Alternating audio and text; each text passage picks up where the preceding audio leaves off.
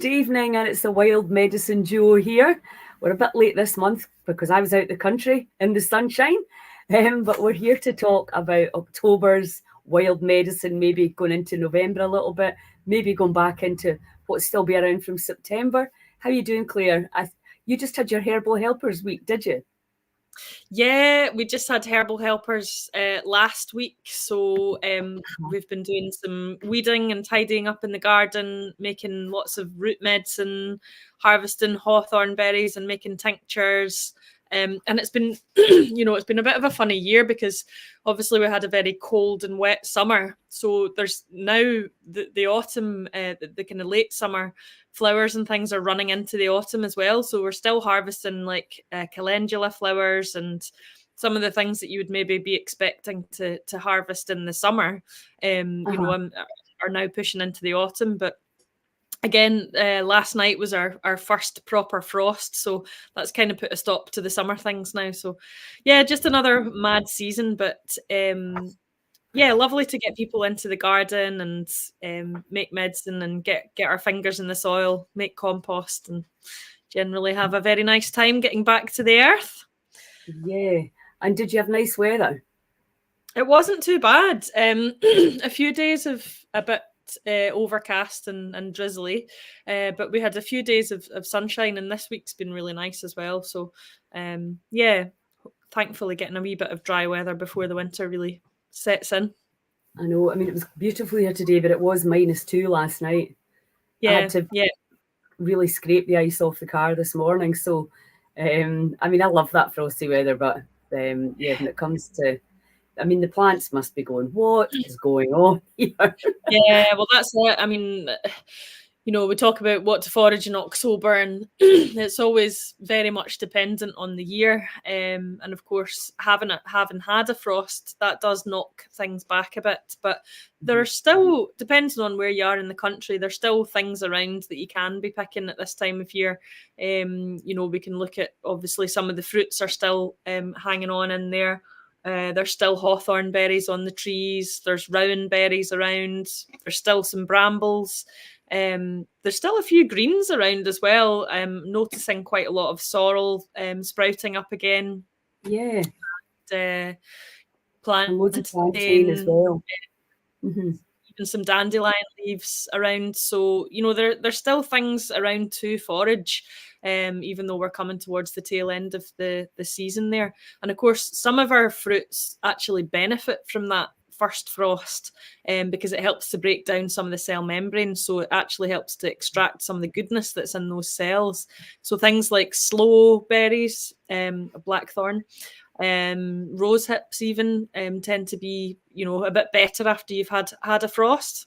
So now's probably the time to be getting out for all those fruits. Yeah, well, I heard here that the weather was going to get shocking over the next few days. So I might have missed my foraging window for the couple. I mean, I don't know whether you know yourself in Scotland, you hear the weather forecast and then you look out the window and it's something completely different. So yeah, you have to take it with a pinch of salt, don't you? I mean, I think we've had pretty nice dry weather. It's been quite windy, but fairly nice and dry this past since Monday, really. It is looking like it's going to get a bit wetter over the next few days, but we'll just have to wait and see. You never know what's going to come until you look out the window, as you say. That's exactly right. So with the rose hip and what was the other one you said? The blackthorn. Blackthorn, the slow fruits, the slow berries. So what? Tell us again. What is that something that you might be looking to use over the winter if you were feeling a wee bit under the weather? Yeah, well, rose hips in particular are very high in vitamin C, and they were actually commonly used post-war as a kind of vitamin C supplement. People remember being given syrup as a child to help boost immune system function and prevent scurvy. And rose hips are also fantastic as a precursor to collagen formation as well, and they can help with connective tissue repair and improve cartilage function. So they can be useful for things like joint pain and, where there any condition where there's a need for building collagen, rebuilding tissues. So helpful for that. And of course, anything that's high in vitamin C does tend to have a benefit to the immune system as well. So anything like that for taking over the winter as a preventative for coughs, colds, flus, infections is always good to get in there. So, I think that's why Mother Nature gives us this abundance of berries at this time of year, because they're also so high in vitamin C and so good at supporting our immune system health. Mother Nature's providing these things for us going into cold and flu season, and we should be stocking up on these things now. Yeah, at the right time. Yeah, absolutely. I didn't forage any rose hips this year, but I'm not too late. I can still get some. But the rose hips are quite a good one because they do have quite a long season. So you'll notice them. I mean, I've seen myself in some years still picking rose hips in January in my older years. Yeah, they do tend to cling on quite well. So, and I mean, today, even after the frost, I took the dogs for a walk this afternoon, and there's still rose hips and sloes, and even the brambles themselves are in sheltered areas, they're still clinging on there. So a nice thing to do at this time of year would maybe just to take a little walk with a jam jar and make what I call a hedgerow vinegar. So you can literally just have a little wander down the road, through the park, along the street, in the woods, and just find what berries are there. Obviously make sure they're edible. So things like rose hips. I think the elderberries are a little bit past it now, but you might find a few clinging on in there. Blackberries, slowberries, hawthorn berries, and just fill your jam jar with them. And then that's a great idea. You can just cover that with cover it with apple cider vinegar and leave that to infuse for 4 weeks and strain it out, and you've got this really nice infused vinegar. So you can use the vinegar as a salad dressing, or you can use it as a little tonic, add some warm water to it and have it as a nice drink. Or you can, mix it with a vinegar, with an oil or something like that, and use it to dress your salads, or as a base for marinades. And you could make fire cider with it. Yeah, exactly. So, you could add all your your warming spices and things to it as well. So you could put some ginger and some cinnamon and, some cloves and all these lovely kind of anti-infective herbs that you've probably got in your kitchen cupboard. You can add them into the mix to improve the antimicrobial action of the vinegar. So it's those things to me that are, you're increasing gut diversity by adding so many different compounds into your foods, and it's that bridge between food and medicine. You're really having that crossover between what you put into your body as a food, but it's also medicinal. You're also getting that real strong benefit from those medicinal compounds. Let food be your medicine. So yeah, I think that's the other thing I do a lot more of now, is I just go in and take the spices out and some dried herbs that I've bought, and I just add things in just to get the diversity. And you can do that like in your chapatis, and we used to always make these, what was it, seaweed chapatis we used to always have. Yeah, the little sourdough flatbreads. Seed and weed. So nettle and seaweed flatbreads. And they work really well with things like rosemary leaf as well. They're really delicious. And yeah, you just make yourself up a little sourdough starter and mix that with some flour, let it prove and rise, and just cook them in a pan with some oil, and they're really simple to make, and obviously you're adding that diversity to your diet as well. Yeah, no, that's it. It's just these new habits, isn't it? Exactly. Learning to pick up a few leaves, pull a few leaves from different places, add in a few different spices and herbs, and just start switching up a little bit. Yeah, And of that's it. I course, mean, just throwing a few different things into what you're cooking and what you're eating is, yeah, as you say, it's just getting into the habit of doing these things. But once you get into the habit, it just becomes second nature. yeah, absolutely. Do you want to just give them a wee overview of how you make your fire cider and what it's good for as well? Because yeah, even thinking about it right now, I'm like, I need some of that stuff. Yeah, yeah, it's definitely it's a good one to be taken at this time of year and right the way through the winter. So yeah, fire cider is an apple cider vinegar extract of a combination of warming, stimulating, anti-inflammatory spices and herbs, which can commonly be found in most people's kitchens, or certainly from your nearest shop. And it was invented by a herbalist over in the States called Rosemary Gladstar, but the recipe has kind of traveled all over the place, and it's now a really, really popular remedy. And a lot of people swear by it as a tonic that they take every day, especially through the winter.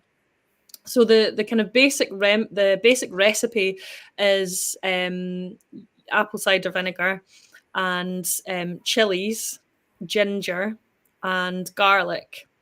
Um, Now you can also add other spices in there as well. So if you want to add some turmeric, either fresh or dried, black pepper, cinnamon. I often will use horseradish root. Anything that's kind of warming, spicy, stimulating, anti-infective, you can put in there. But your kind of key ingredients are the ginger, chili, and garlic. And then you just basically select the quantity of each that you want to add in. And obviously that's going to vary depending on how spicy you like things and your personal taste. And you just chop everything up as finely as you can be bothered, or whiz it up in a food processor if you don't want to chop things. And then Ah, put it into a jar, cover it with the apple cider vinegar, leave it for a month, and then strain it out. And then you've got this, obviously this apple cider vinegar extract, which is really, you can taste how potent it is. It's spicy and it makes you salivate, and you can feel the heat when you take it. But you can either just take it neat like that, or you can mix it with a little bit of water, or you can mix it with equal parts of raw honey, because that obviously adds its own therapeutic benefit to it as well. So a honey and vinegar combination medicinal extract is known as an oxymel. So mixing the vinegar with the honey would be technically classed as an oxymel.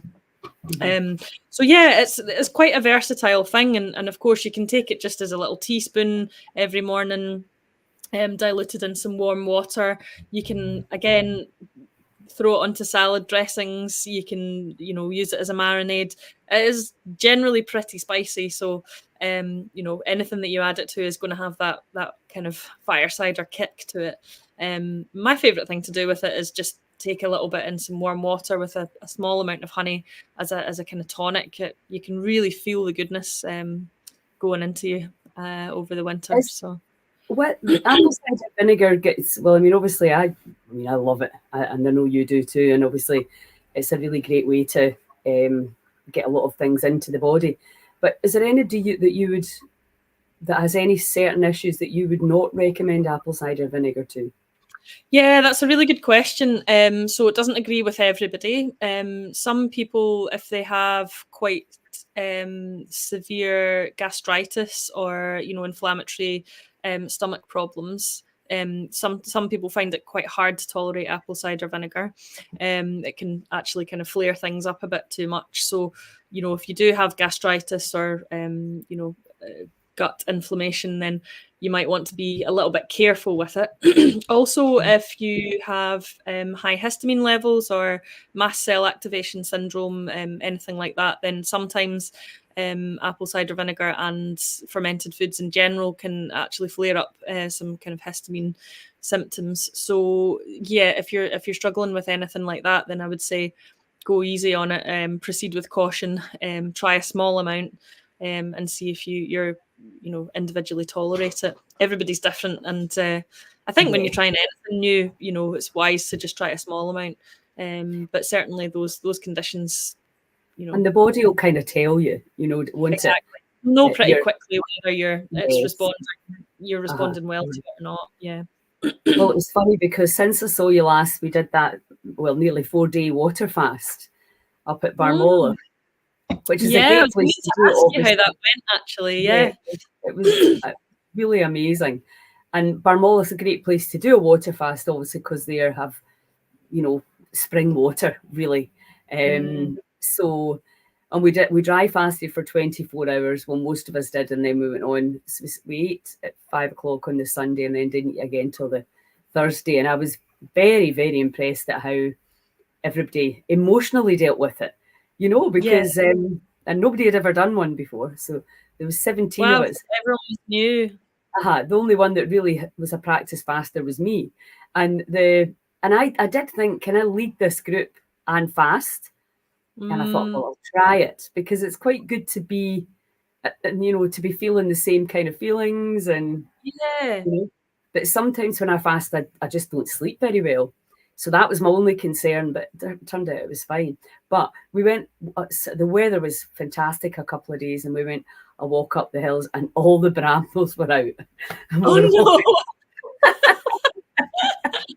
walking past them, like, ah. So no one was tempted to have a sneaky little bramble snack Well, on it was the funny because you know how you automatically just go, and then you're like, yeah. oh, no, no, no. Yeah, but foraging, that's what we should have done, is forage and made a hedgerow vinegar. I like that. That's a Yeah. really, because all along we did a couple of different walks that I'd never actually done before. And there's tons and tons and tons of, well, you know what the round trees and those hip trees are like around there. It's just Yeah. absolutely teeming with the colours.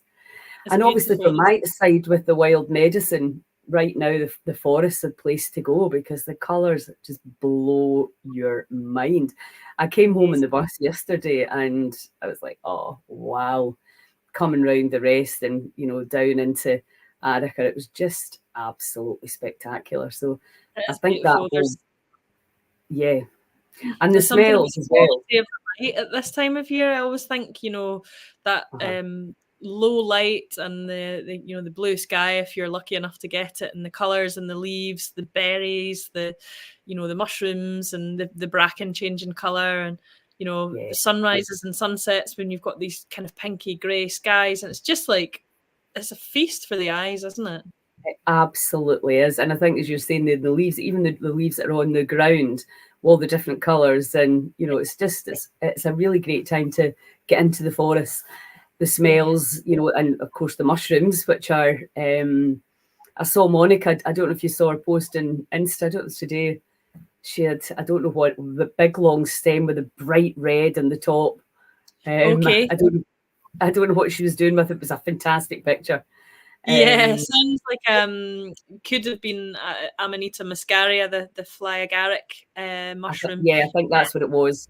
Yeah. Yeah, yeah. Has she started that experiment again yet? The Wild What? Biome Project, not Uh-huh. until it's next. She's gathering participants. Well, she actually has finished gathering participants for next year. So it starts in, I believe it's April next year. I So suppose. she's actually got over 100 participants this time, which is fantastic. So she's going to get So great data from that. exactly, and I think that's the aim with the Wild Biome Project now, is just to gather as Uh-huh. much data as possible. Because obviously, you do that experiment with one person, well, that means nothing. When you do it with 100, it means a bit more. When you repeat it with 1,000, then you're going to get even more quality data. So it's just building on that They seem to quite like 100. That but that you're going to have a fairly strong. Obviously, the more you can do, the merrier. But with something like that, we also need to know that everybody that's doing it is actually doing it, That's because that's right. Yeah, always the problem with it, is that.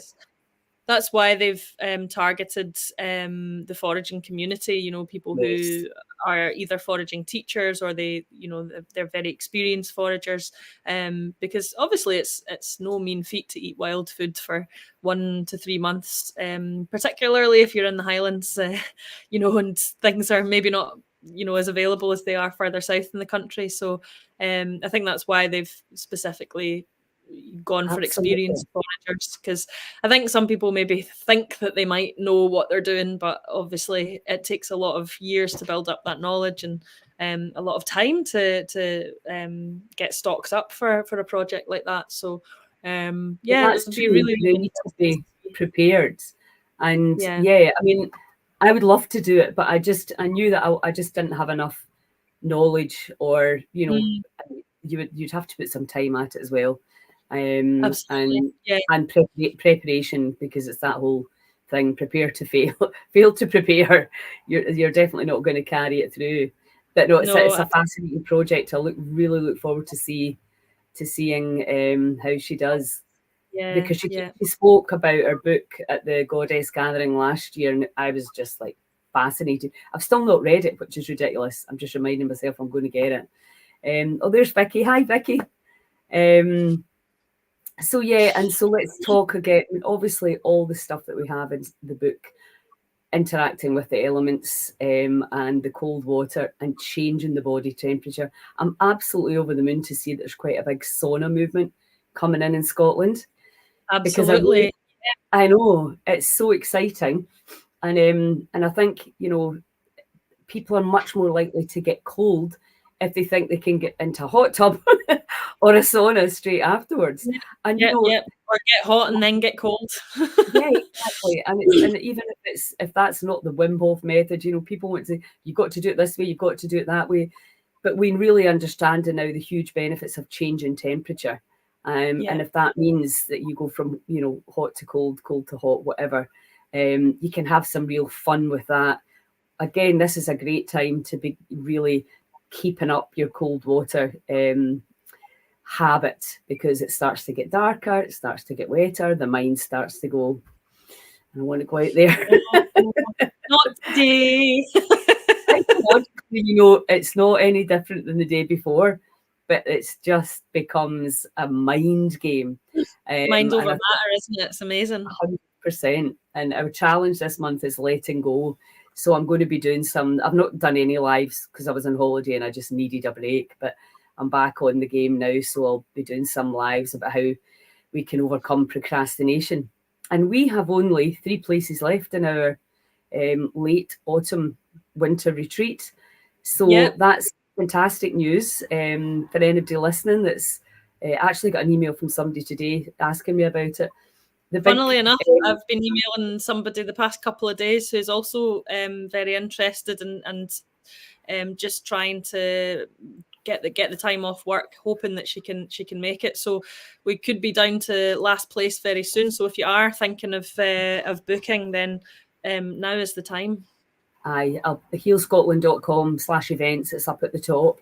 Yeah, obviously the great thing about Loch Allen, apart from all the beautiful beaches that are there, is everybody gets a private room, and that's a big deal for a lot of people now. Private room with an ensuite toilet and shower.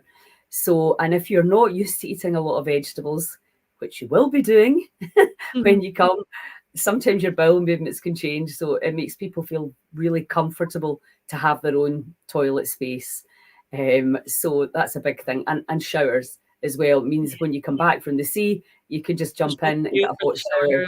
There's no queues or anything like that. So that's awesome. And then obviously we have the phenomenal food. We've not looked at the menu and what we're going to create this year. Some ideas. There's definitely going to be some fabulous ferments. There's going to be some wild foods making an appearance on the menu there. We've not honed it down to the last minute detail, but there'll be plenty of plenty of seaweed, plenty of warming, hearty foods. And of course, we'll be doing the intermittent fasting as well. So big, delicious, massively varied brunch and 3-course evening meal with plenty of time to digest in between. So be looking forward to that. And it's at the Highland Base Camp in Loch Allen. For those of you that haven't been or don't know where that is, you can get to Loch Allen Well, when I come over, sometimes I go from Oban to Craigmuir, and then from Craigmuir to Fishnish is 7 miles, and then you can jump in the ferry that way. But obviously, when I'm coming, I'm usually bringing a carload of stuff. So driving round, how long roughly taken from Glasgow, say, for example? About 3.5 hours from Glasgow, roughly. You come over the Corn Ferry, and that takes you, as we like to say, into another world. Once you get over the Corn Ferry, you're away from civilization. Yes. Oh my But God, yeah, it's so beautiful. roughly from Glasgow, about 3.5 hours drive. That's fine. And if anybody's looking we can hook people up for car sharing, etc. When it gets nearer the time. I don't even know how many weeks it is away. Yeah, it's it starts on the 31st of October, so we're is that 3 weeks? 3 weeks. Yeah. Yeah. Oh, that's good. That's good. Not too long to wait. This year's just I know. mystified me. It's like September, October. It's like, what? Yeah, it's totally crazy, isn't it? The time has just absolutely flown. Yeah. Right, so that's good. Sarah Jane, I live near Findhorn, so 6 hours. Findhorn, probably not even as much as 6 hours. I'm trying to think how far that would be. How near is Findhorn to Inverness? How far is it from Inverness? It's about 2.5 hours to Inverness, 2.5 to 3 hours. And about 2 hours from Fort William? It's just over an hour from Fort William. Because I think Findhorn, my cousin lives in Elgin, and she comes down through Fort William. And it's probably 2 hours from Findhorn to Fort William, maybe around that. Put it in Google Maps and you'll see it. Have a little look on Google Maps. And I don't think it'll be 6 hours. I think you're looking more at 4.5. Yeah, even to get to Aberdeen from here, it's about five hours. So yes. I don't think it'll be as much as 6. I mean, obviously, if you stop along the way and do some sightseeing or whatever, then it adds time onto your journey. But I don't think it's as much as 6. No, I don't think so. But it's good. It's good to know because we start at 4:00 on the Thursday. We do it over 4 days, and the reason for that is because you get much better results when you stay for these 4 days. Because we did one just for a weekend, and we realised it wasn't long enough to get all the vast amount of information that we want to share with people to really inspire them to learn about wild medicine, and then obviously to use it in their lives and to share it with their family and their friends. So, and I think the 4 days also helps people to relax into it a bit more, to get much more into the routine of, the breath work and the cold water and the fasting and the, all the information that you have to digest, and also to connect with, the other like-minded people that come on the course as well. It really helps people gel and bond as a group, and it creates that really supportive community environment that we're so desperately trying to encourage. So I think the 4 days it does make a big difference. Yeah, it's a real holiday. It is, and the body obviously gets all that fibre and all the biodiversity and obviously learning and all the letting go as well. It's I'm really looking forward to it. And it was so funny coming out of that fasting retreat and then thinking, people want to come and not eat. Obviously for me it was no work. Although did you see what I did? No-brainer. I made a chicken bone broth for the brunch on the last to break the fast. Break the fast, okay. I lifted it out the slow cooker, freaking caught on the cable and dropped it all over the floor. No. Luckily, I'd also made a vegetarian soup in case there was people who didn't want bone broth. Although everybody did want bone broth, it turned out. But anyway, so I'd made this pot of other soup. So thankfully, I had that. There was nothing. It was one of these moments where I was just like, please don't let that have happened. Bear in mind, that's not good for 4 days. I'm like, yeah. am I in a bad dream? making stocks where you've mistakenly drained the sieve and poured the stock down the So- sink. That's not what you want. Fantastic. Oh, So, well, hopefully we won't have any moments like that on the wild medicine retreat. no, everything will be perfect. I was actually thinking I made a new dessert. It was so crazy because I had some berries in the freezer. I picked a lot of brambles when I was in Gia. There was hundreds, and I'd far too many. And then I made it into a dessert. And then I thought, I'm not giving them sugar. So Yeah. Chris and my wee human chickens, Chris and Sharon, they were delighted. But I thought, well, that's a great dessert. That I'll make that for the wild medicine retreat. So Great. I've just reminded myself I need to go and Great find more recipe brambles. for sleeves. Yeah, awesome. So, anything else that's important about October? I think that's Covered.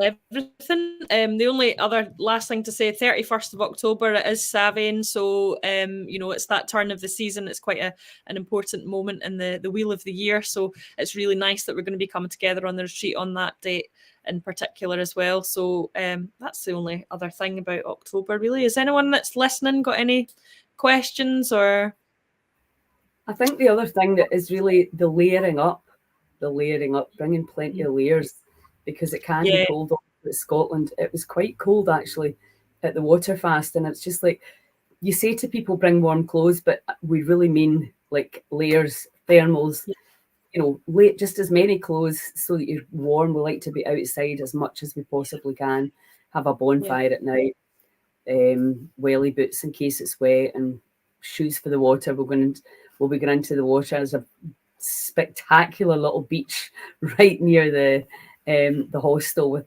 white sand. It's absolutely gorgeous. So you can go in, but for some people it's just an awful lot easier to wear water shoes in and then walk back, and then you're not fannying about, as I say. otherwise you'll have Lilia shouting at you. That's the mantra. Oh dear. It was fun. It's so funny in the fast. I put in the fasting group chat. Bring bring any instruments. This girl was like, instruments. Like I was looking for to do an operation or something. Yeah, scalpel. Musical instruments. You needed to specify. Yeah. What do you recommend to forage for keeping winter bugs at bay? Elderberry, rosehip, what else? Yeah. Elderberry, rosehip. Some of the medicinal mushrooms are quite helpful for supporting the immune system as well. I mean, not foraged, but garlic is always a very good one to take daily as a preventative, and to help with as an antimicrobial. Again, not foraged, but thyme also has highly antimicrobial properties. A lot of the cultivated herbs, sage, rosemary, all these things that you might have growing in your garden or you can easily access from a supermarket are quite good for keeping winter bugs at bay. And again, horseradish, as I mentioned, something that you can forage and put in your fire cider. That's a very good one for keeping the winter bugs at bay as well. So yeah, there's quite a few different things out there that you can. Where would you get horseradish? Do you grow it? I grow it here in the garden. It doesn't really grow wild round by me, but you will find it wild further south. It's got a very large leaf. It almost looks a bit like a dock leaf, but it's actually in the Brassicaceae, the cabbage family. So big, long, green leaves. So most leaves are green, with a strong central rib. Obviously, you can look things up in a plant identification book or online. You'll get some photos of it, but it's the root that's used, of the horseradish plant. So, yeah, those are some good tips for keeping. That's the other thing that's really nice about coming to Lochalan is we get to see your place, your medicine garden. Exactly. the tunnel that you've been working out recently, and also where you make all your own medicines. And if anybody's interested in, I know you've always got people on a waiting list for herbal helpers, but for people that are interested, it's a lovely way to come and see how somebody is living as close to the good life as you actually can, because you've got your goats there and sheep. And how are the goats? How many have you got just now? Goats are great. There's six at the moment. They've been trying to recently work out all kinds of ways of breaking out of their enclosure. That's their favourite pastime at the moment. But yeah, keeping us all on our toes. But yeah, it's good to have them. Aye, they're so goddamn cute. Well, I think that's us then. And I'll be seeing you in 3 weeks. That's awesome. Certainly will. And hopefully some other folk that are listening tonight will hopefully see you all as well. And if anybody's watching this on replay, you get any questions, just ping myself or Claire a message, or email lily@healscotland.com and let us know what you need. Okie dokie. All right. Okay, lovely to see you, hon. And we'll chat soon. Ciao, ciao. Bye, everyone.